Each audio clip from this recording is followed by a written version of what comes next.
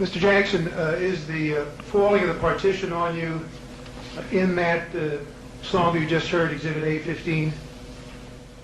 Do you hear the partition falling? Yes. And at what portion of what we just heard did that occur? Before the song starts. Was that the final version as it appears in the album itself? No. Did the chorus lyrics ever change from the night you sang that song on Exhibit A15 until the album was released? I don't think so. I think lyrically it's the same. Did the vocal melody ever change? No.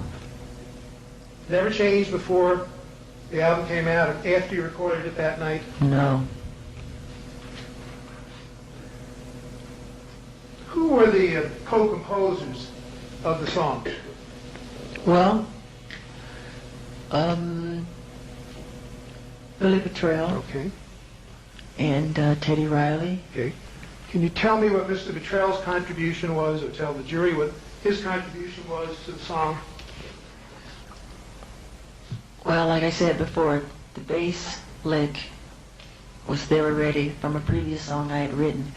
And Billy Bottrell had taken the bass sound and he put chords from a keyboard, chords on top of that, and drum sounds. And that's what inspired the melody. What he did is what inspired me to write the melody. Because out of that, whenever I hear chords, any type of chord progression, I hear a million melodies in my head.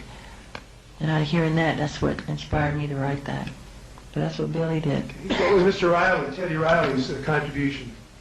Teddy's contribution, because even after recording the one you just heard, I wasn't satisfied with it. To me, it wasn't contemporary enough. So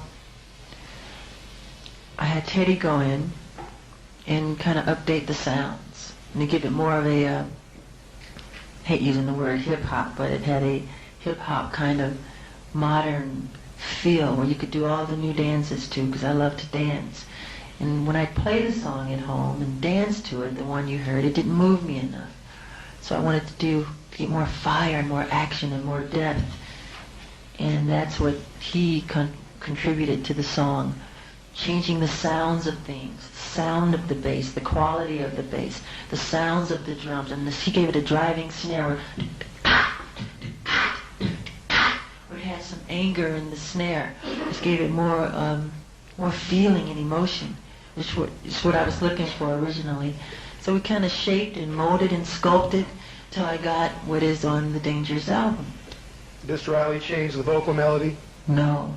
Did he change the vocal chorus? Pardon? Did he change the chorus? No. Lyrics to the chorus? No. Mr. Jackson, do you ever repeat in a new song any themes from an old song?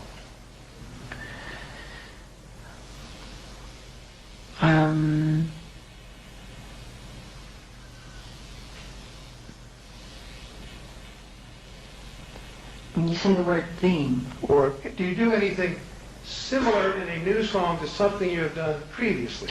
Yeah, I guess I do it kind of subconsciously. I don't do it on purpose. Is there any part or portion of Dangerous which bears any relationship to any similar song that you've done? Yes. Just tell me what the other song was first. Just tell me the other song. The other song is called Another Part of Me from the Bad album. And roughly when was the Bad album done, recorded? 1987. And Another Part of Me, is that in the Bad album as released? Yes. Yes. Can you, don't sing both songs. Okay. Just sing for the jury, if you would, the portions of Another Part of Me which you believe are similar to You're Dangerous. Because it's the title. You're just another part of me. And in Dangerous? But you're no doubt of a friend of mine. Da da da da da. Same. Mostly the same.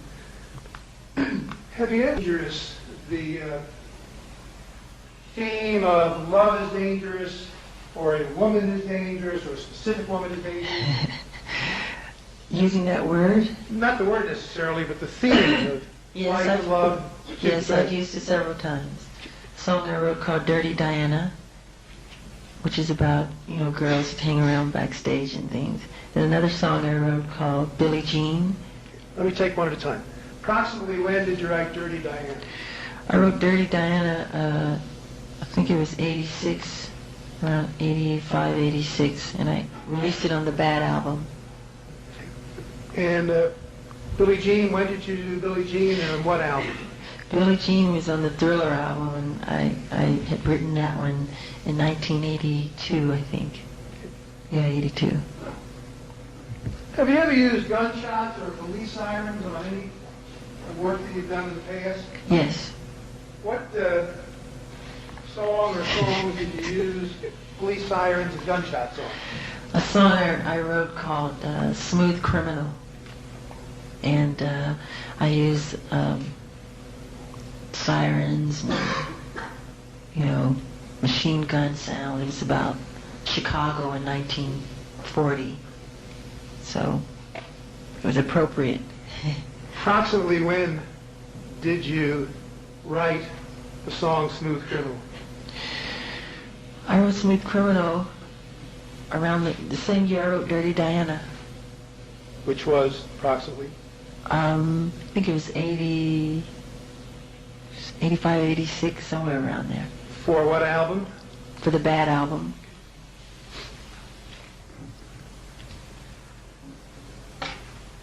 Mr. Jackson, do you have any policy with regard to unsolicited tapes?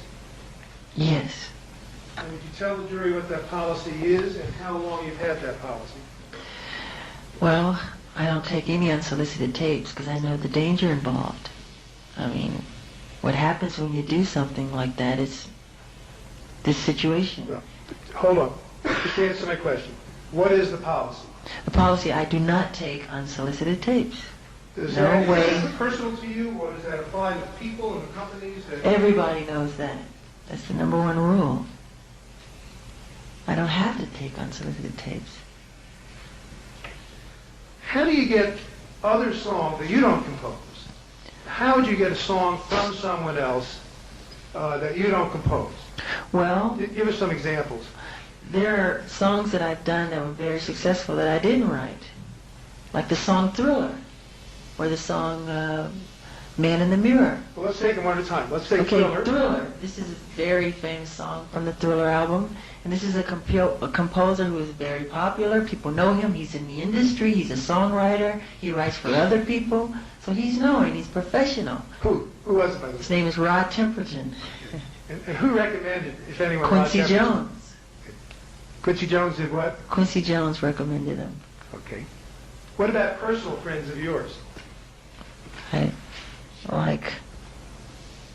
Have you ever done any Stevie Wonder songs? Oh, I see. Oh, yeah, definitely. These are the kind of people, if I do a song of someone else's, that'll, give me a tape. They've had a whole track record, a whole history of success to show that they are a real songwriter. Have you ever listened to a song, either on radio, wherever, that you'd never heard before, written by a composer you'd never heard of before, and then in any way use that song? No. Never. Never. No further questions, Your Honor. All right, Ms. Eberhard. Thank you, Your Honor. Good morning, Mr. Jackson. Good morning. Has your album entitled Dangerous, which includes the song Dangerous, been sold throughout the United States, to your knowledge? Yes. In fact, Mr. Jackson, has it been sold throughout the world?